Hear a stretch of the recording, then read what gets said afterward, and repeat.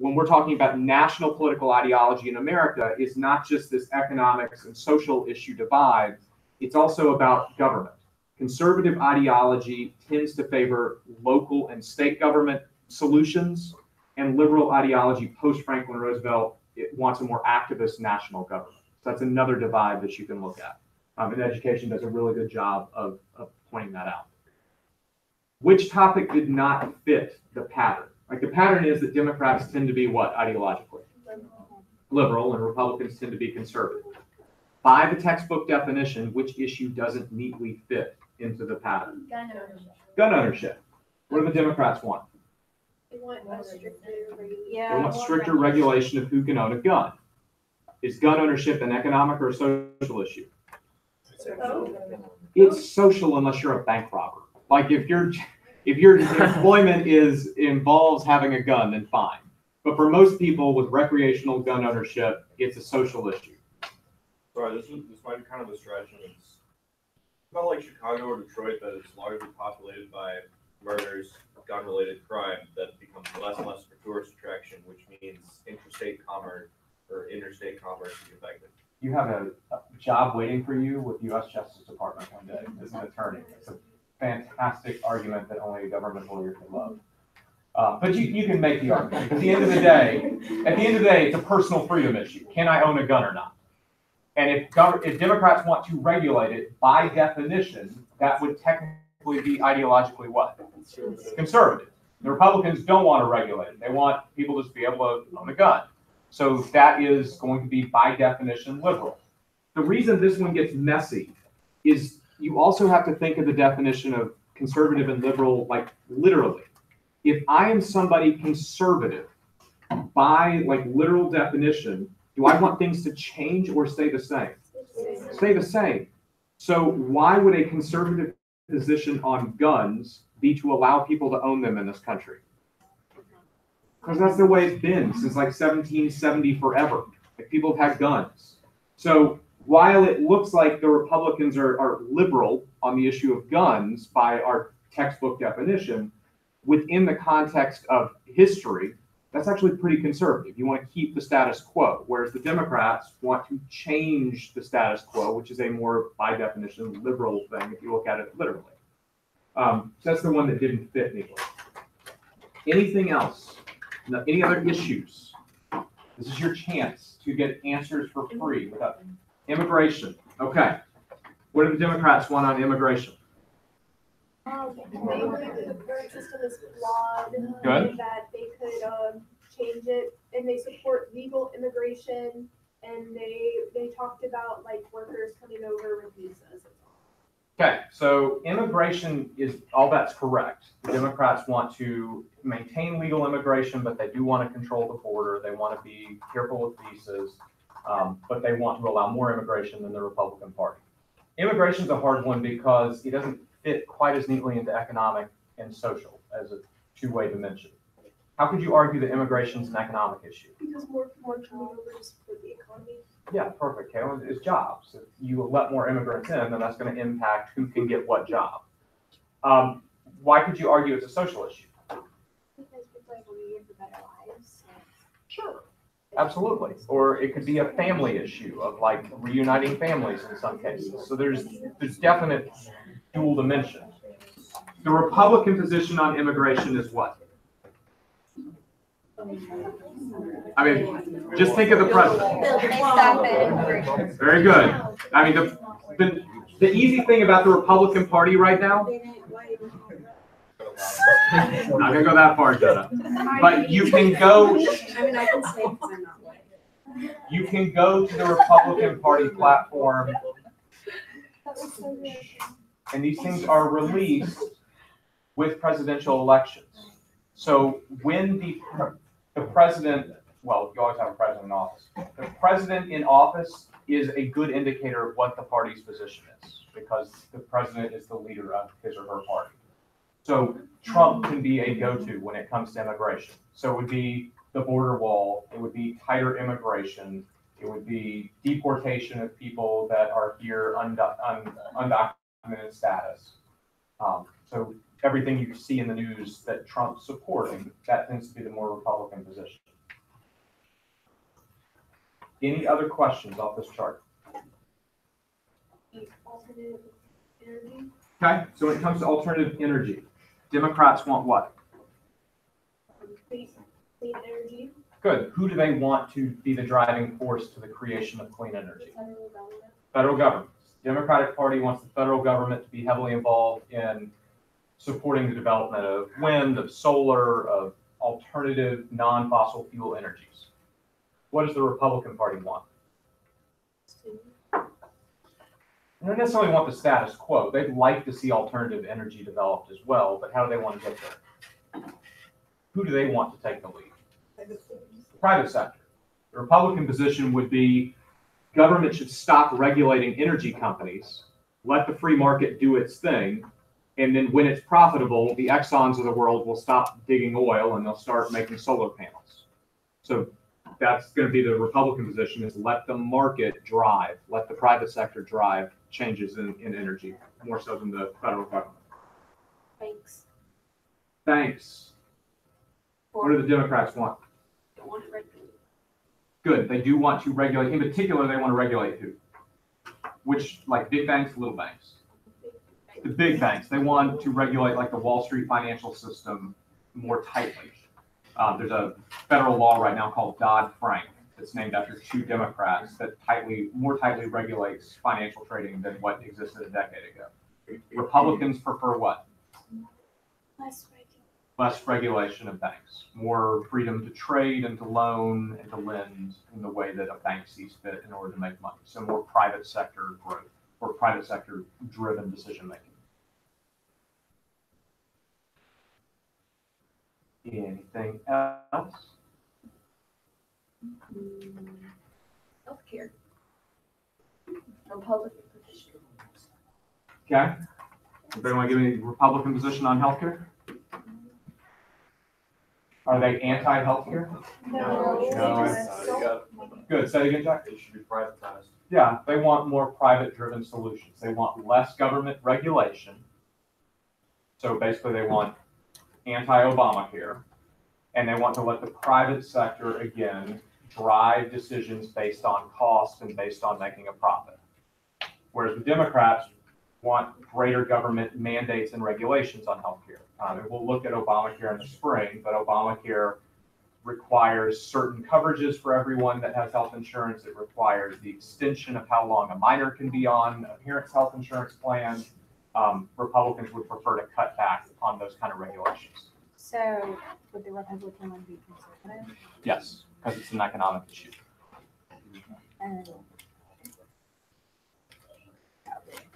Any other questions? Social Security. What's Social Security? It's fun after you retire. You get all the money that they took out of your taxes. The core of Social Security is retirement. Now, there's more to it than retirement that we'll look at in the spring, but at its core, it's retirement. It's government-provided retirement based on paying taxes throughout your working life. Democrats would like to do what with Social Security? Support it. They want to strengthen it. They want to pour additional resources into it. They want to maintain and strengthen the existing Social Security system. Republicans would prefer to do what? Take it down, fix it. And replace it with what? Say it, Lucy? Private sector. They want to privatize it.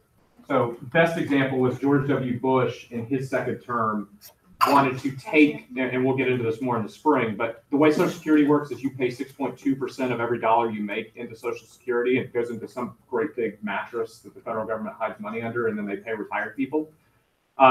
What Bush wanted to do was you still pay your 6.2% to the government, but then you tell the government what to invest the money in, and when you retire, you get that account, and that's it.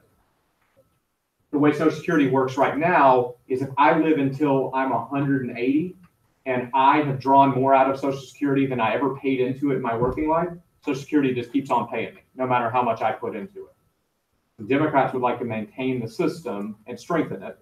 Republicans would like to privatize it to where you control what you invest in, and when you retire, that's what you get, and the federal government's not on the hook for you beyond what you get from your account.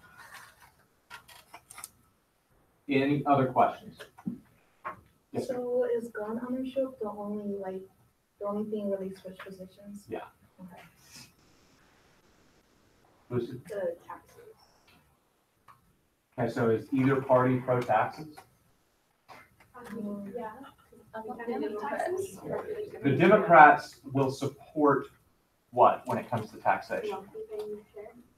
Taxing the wealthier at higher rates. Neither party is going to come out and say, we are the party of taxes, because that's a really good way to lose an election. The difference is what kind of tax structure do they want? The Democrats tend to prefer Democrats tend to prefer what's called a progressive tax code, which means taxing the wealthy at a higher percentage. The more you make, the higher percentage you pay. Republicans tend to prefer more of a flat tax code, that everybody's paying a roughly equal percentage, a less progressive system, which would mean lower tax rates, especially on wealthier individuals. But neither party is like, yes, tax everybody, and neither party is like, get rid of all taxes, because government's got to have some revenue. This might be like dumb, but like, what is our tax system like now, today? We'll look at it a lot in the spring. At the federal level, the number one driver of federal revenue is the personal income tax, so the tax you pay every time you get paid. It's a withholding from your paycheck. So basically, Democrats have more of a hold on taxing than conservatives. So I'll use Obama and Trump as a simple point. When Obama was president, the way the federal tax code works is it is progressive. Like if you're making $20,000 a year, you pay 10% of your income. And if you're making LeBron James money, you're paying like 40% of your income in income tax. And there's a lot of things you can deduct, like giving to churches and stuff like that. So you're not paying 40% on everything. When Obama was in office, the major tax reform he was responsible for is he raised the percentage on that wealthiest group of earners, which is people above like 250,000. But he didn't touch the tax code for anyone else. What Trump did in his big tax overhaul last fall is he cut the rates on everybody. He lowered the rates. It's still progressive. People at the bottom are still paying a lower percentage than people at the top. But Trump lowered the rates on everyone, but he especially lowered the rates on the top. It was a harder cut on top earners than it was on lower earners. And what did that cause? Did that cause anything? Depends on who you ask. The president would say that it has caused massive job creation because businesses had more money so they could hire more people.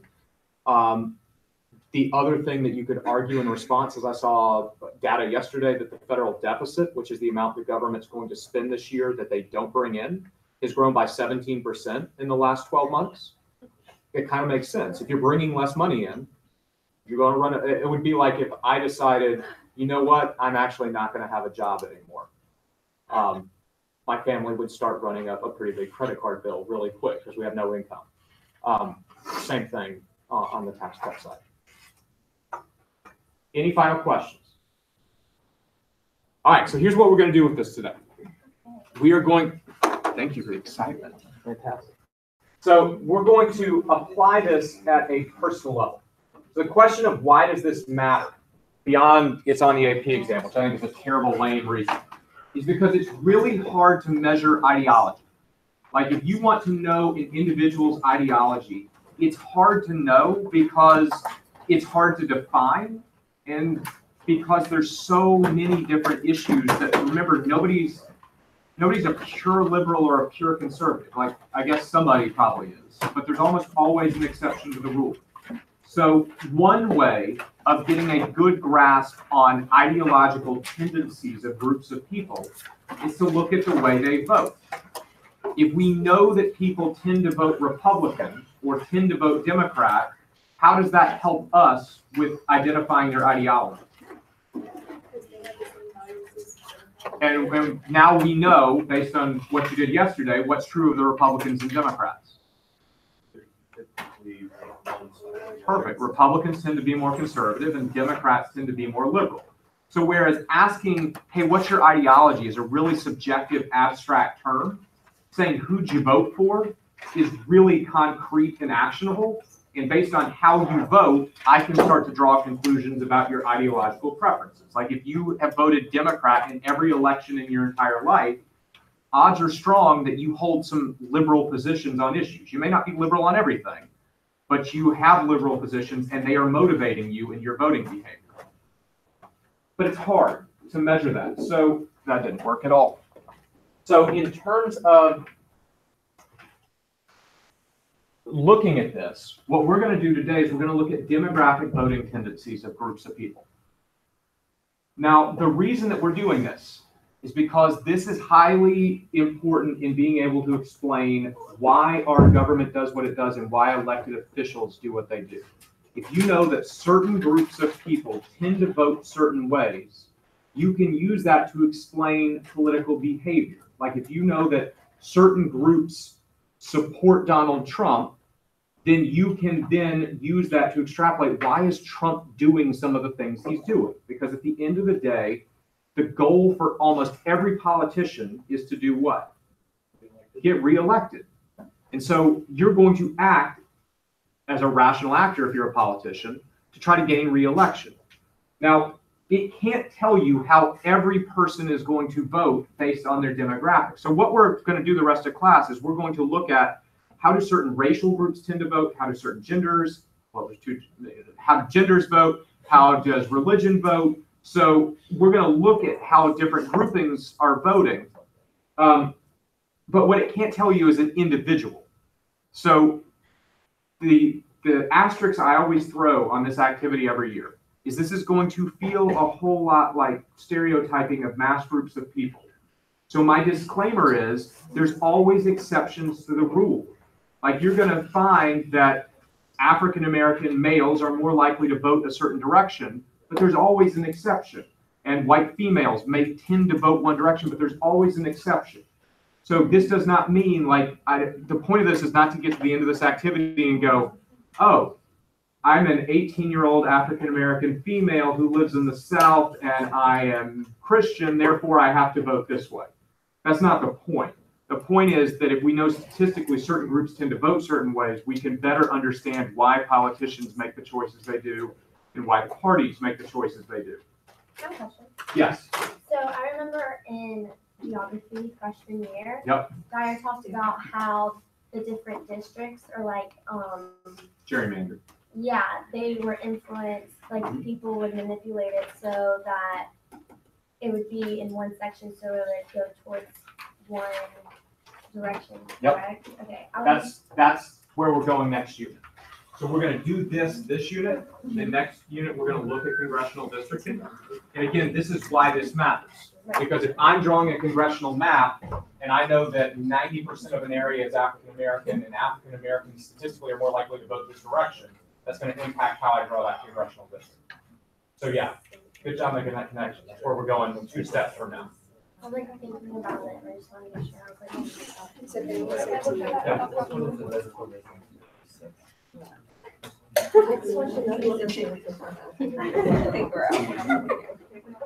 All right, so here's what I want you to do. I gave you a hard copy because sometimes you just need something you can scribble on, but this is also posted on Google Classroom. And for the remainder of class, all I want you to do, and honestly, this shouldn't take the remainder of class, it should take less.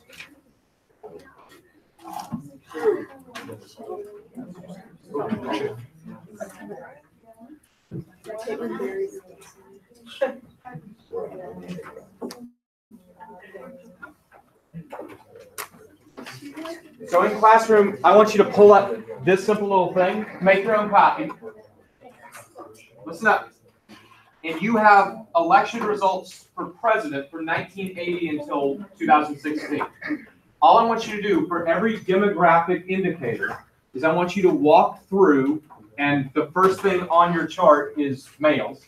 I want you to determine, are males statistically more likely to vote Republican or Democrat? Now, the way we're doing this in terms of historical analysis is simple. You've got X number of elections there. I don't know what it is, like 12 or something. Go through and look at, okay, in 1980, males voted Republican. In 84, they voted Republican. Count them up. Whichever they're more likely to vote for, that's what you get. If you get a 50-50 split on a demographic group, go with the more recent elections. Use that as the tiebreaker. Look at the last 2 or 3. So I'm gonna guess DNR, Democratic, Republican. So what are the third parties? The I in 1980 was an independent. His name was John Anderson. He ran. He got some votes. In 1992, the I is an independent named Ross Perot, who won a pretty sizable number of votes. We'll look at him next unit. 96, the P is Perot. The chart just went straight Perot that time. And in 2000, the G is the Green Party. So anytime a third party drew a substantial amount, I threw it in. The other thing that I will say about this chart is finding this kind of data is not easy. And so we will get more nuance than just the chart. So like when you get to race, that's a horrible classification of like white and non-white. But that's the data source that I found that would work across time on this. So we'll get more nuanced as we discuss this. I just want you to use that as a starting place. Okay? Yeah, right all over it. It's yours. It's also on Classroom if you prefer to look at it visually. Your call. So just work through. Ask me if you got questions. This should not take the remainder of class. You should be able to do this relatively easily. So,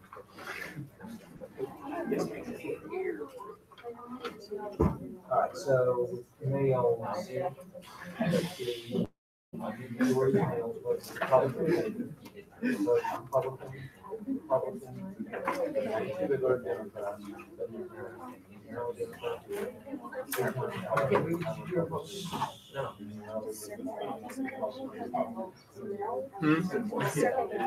so you gotta add them all up.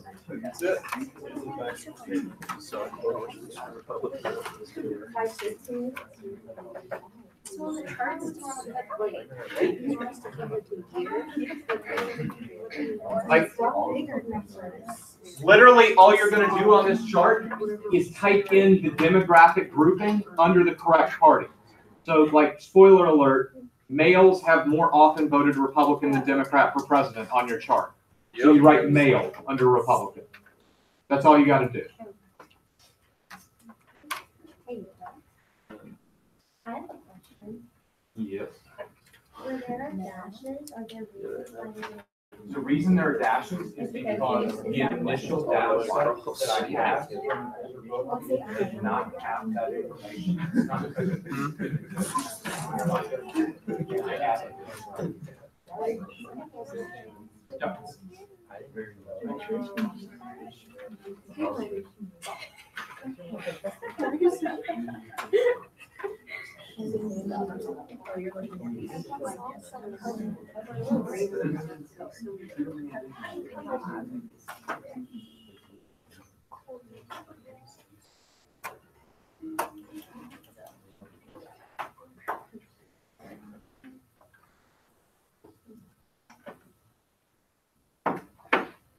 What'd you say they do?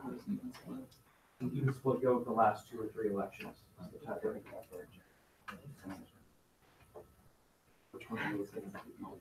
So, yeah, and that one's gonna be highly split anyway, because it delineates even further between like associates to bachelor's students. So if you put that one to Republican. But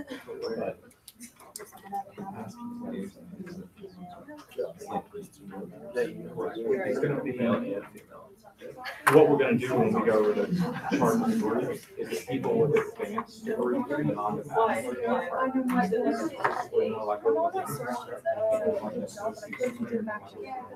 I was reading through some of the ones that like my parents. I used to see Really more about what your job is than what your education.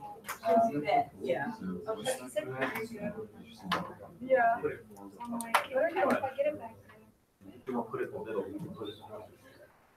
Yes, ma'am. That's what I feel like she's gonna do, right? Like 4 to 4? I know, that's fine. It's just kind of like chill, but sometimes it's like, So like, I don't know if he's gonna. and there's no question. Yes, you would want to. I thought you had to. Well, however many people they ask that.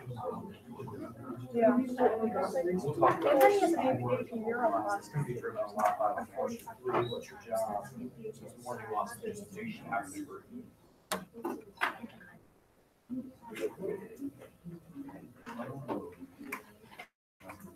I just realized the hard copy, when you get to region at the bottom, cut off the rest of the country. So you can look at the digital. That was not me deliberately trying to put California in the ocean. You mean grade school? What's grade school? Means that you did not complete high school.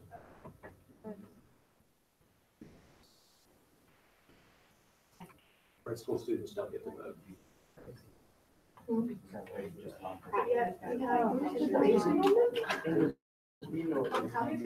No, what that data is showing you is an adult whose highest level of education was grade school.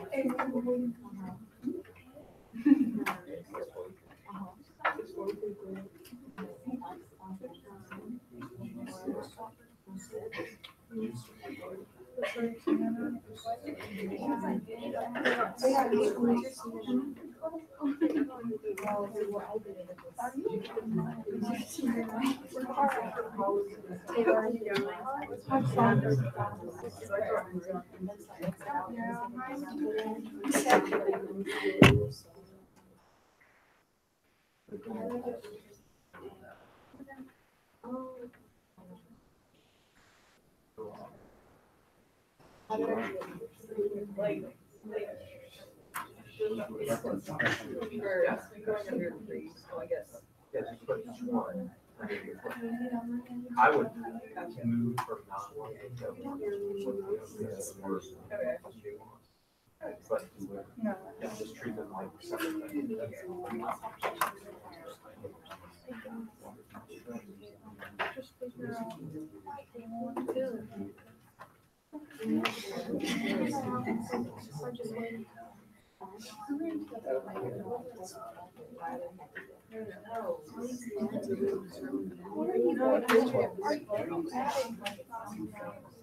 Oh, yeah, I said that, that's why I was asking.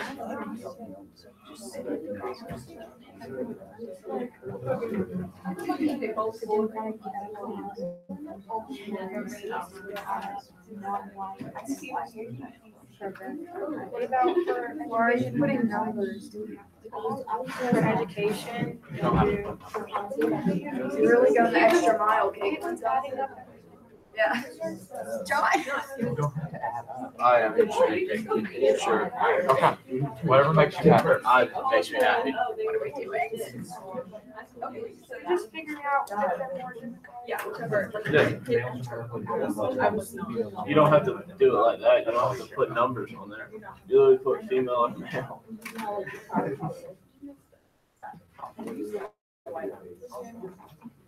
You got it as well, but it's all up here.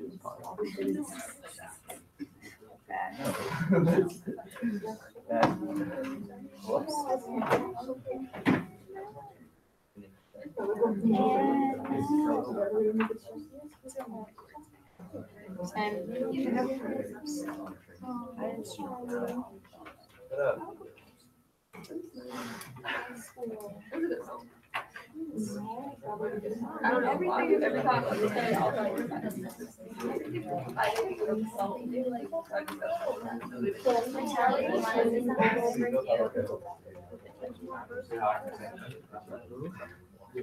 No.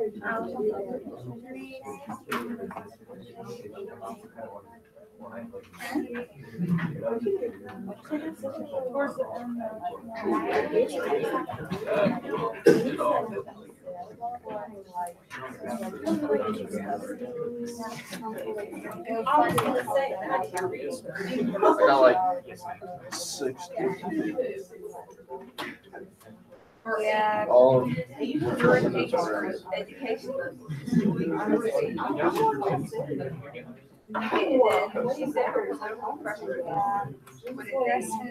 Was like, is that the? What matters there is that. You're really good at If I that. told you one and like. Did you ever want to code? Yeah. So every election. Like little baby figure. Ruin your hands. Non-party affiliated people. Alright. Yep. Well, like they. Wait. Yeah. Yeah.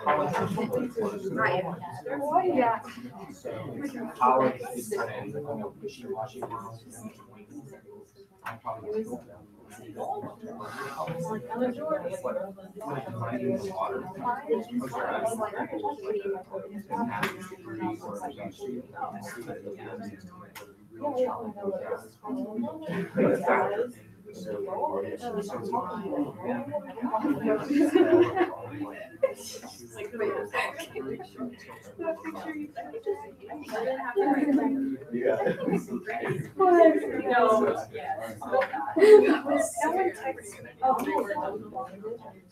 I texted you last night and I was asleep. texted you about what? Text me. Okay, what's the two-way street? I get bored of it. What? All I do is watch. Yeah, well, that's what I do. That's like what I look forward to. It's a good show. I like the weekend. Thank you. Thank you, Mr. Kelly. Yeah, what's going on? Mr. Kelly doesn't get to work.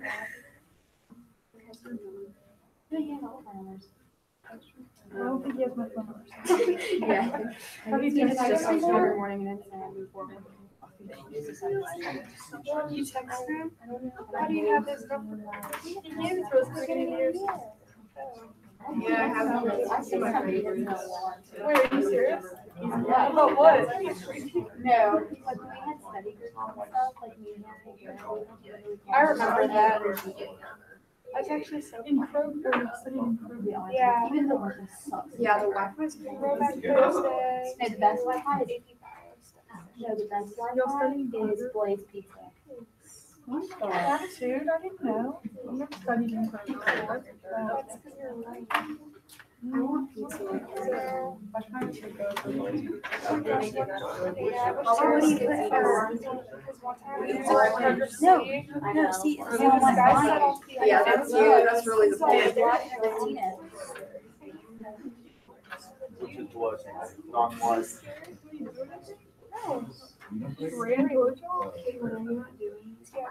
So you'd have to, What? so do you calculate black and the Latinos and non-white? Yeah. That's all. Mr. Kelly, this is too many numbers. You just have to. I'll give you less numbers tomorrow, I promise. I don't do numbers.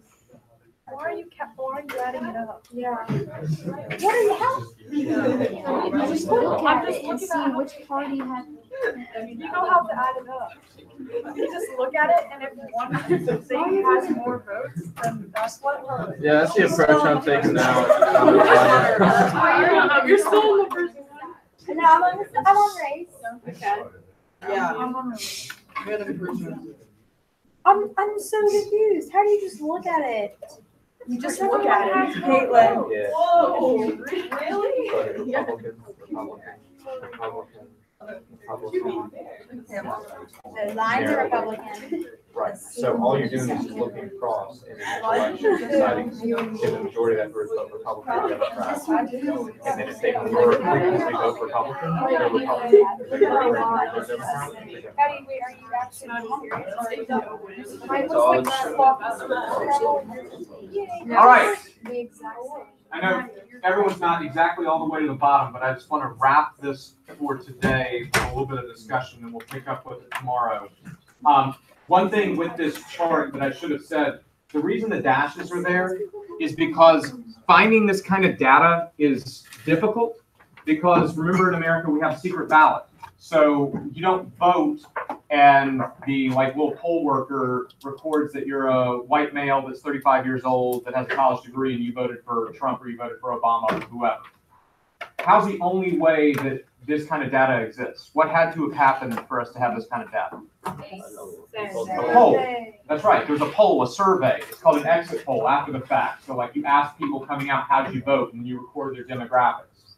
The reason this data, especially when you get back to 1980, is terrible is because there wasn't good polling happening. So you got terrible data sets like white people and non-white people, which is ridiculous. So that's why I try to get more nuanced as we went, but we still don't have as much of a nuanced data set as it would be nice. The bigger thing, so for the rest of the year, you need to know how these demographic groups tend to vote, but you also need to be able to explain why they tend to vote this way. So I want to take the rest of the class to unpackage a few of these, and then we'll pick up with this tomorrow. This is what you should have gotten for gender. So the question becomes, why? Give me an issue that would be driving this gender divide. Female, what's the word? Voting rights, like, and equality. That's typically more of a liberal movement. In fact, like, however long. Yeah, probably less suffrage, but at least in terms of gender equity issues, the Democrats have been a little more progressive on that. For example, Obama, the first law he signed as president was the Lilly Ledbetter law, which was to push for equal pay for genders.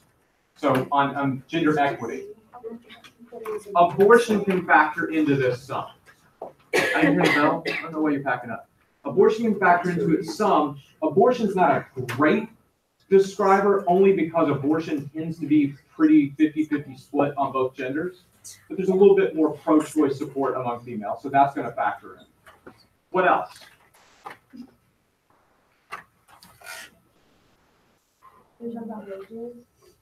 Yeah, and why would, so the Republican Party on wages, would they want the federal government involved in regulating wages?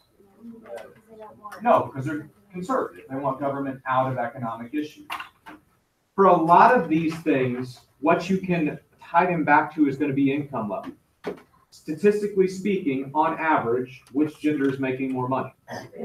Male. Males. In the United States, there's a wage gap. There's a gender gap that we'll look at in the spring.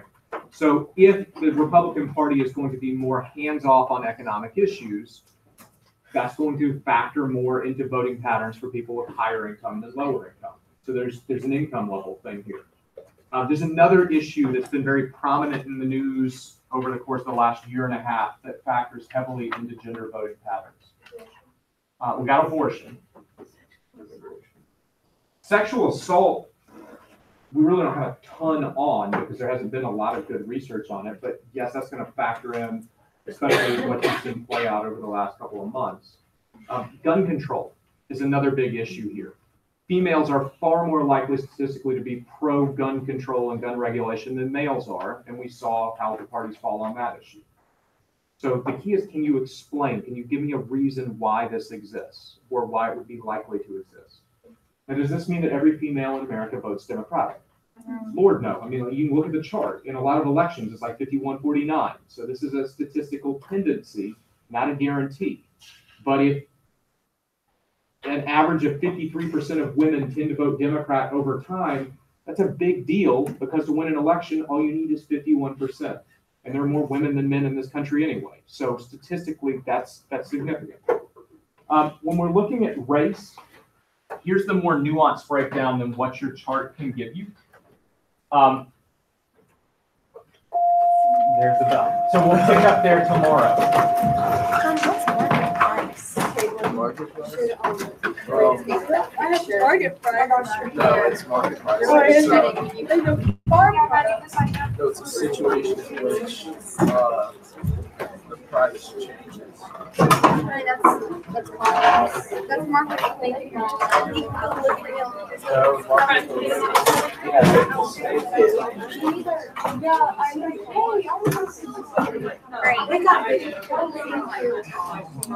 Oh, I had to do the last 2 days.